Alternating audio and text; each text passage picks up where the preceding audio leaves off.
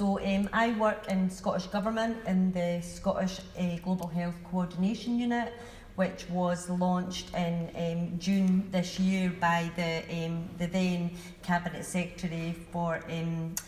Health and Sport.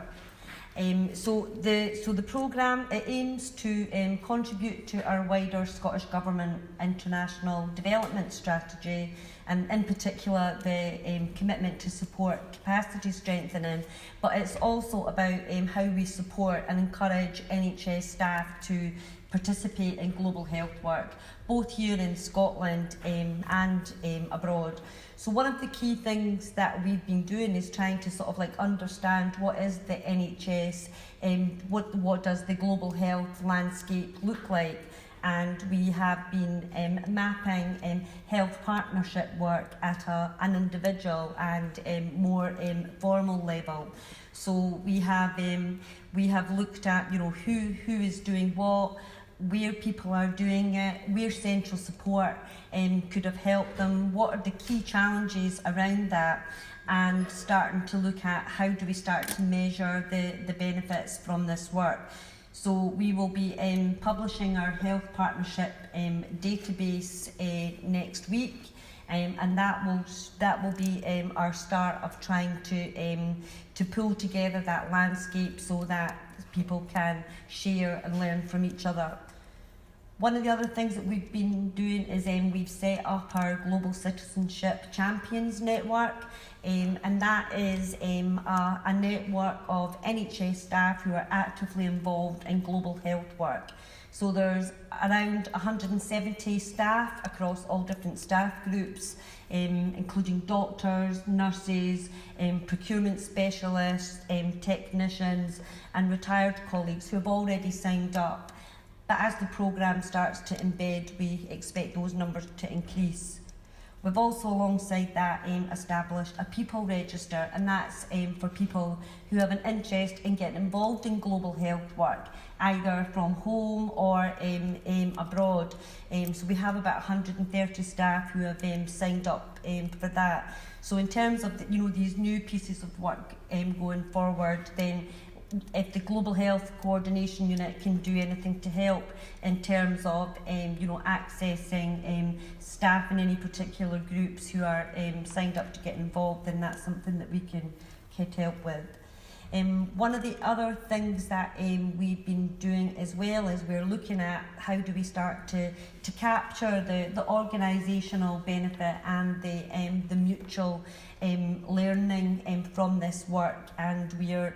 doing some work with NHS Education from Scotland to do that, so that we can start to measure the impact on individuals and on our healthcare system as well.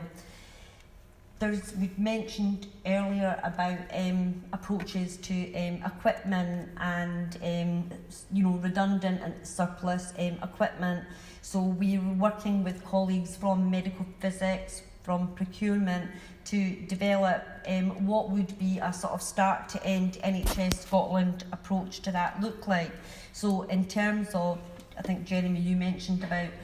needs assessing, what is it that's actually needed, and that needs to be at government level and also on the ground as well, so that we can look at ensuring that there's the support to get the equipment where it needs to go to. There's also around how we identify that across 22 different NHS boards, and then there's also the shipping and installation, and how do you support the capability to be able to receive that equipment and to be able to use it properly. So we have our next meeting on the 29th of October, but Heather and Sam, who's had to leave, are both our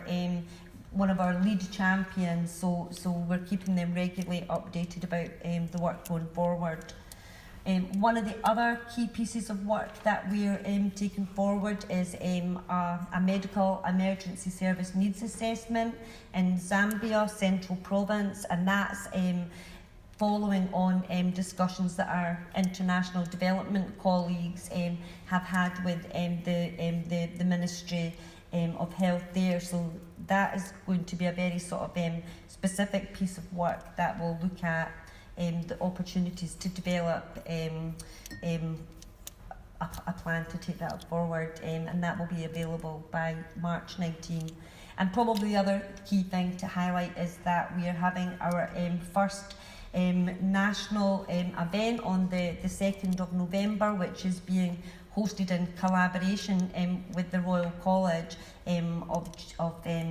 Physicians and Surgeons in Glasgow, and that's going to be like our first opportunity bringing all of our people who are involved in global health in some way or other. So I hope that is helpful.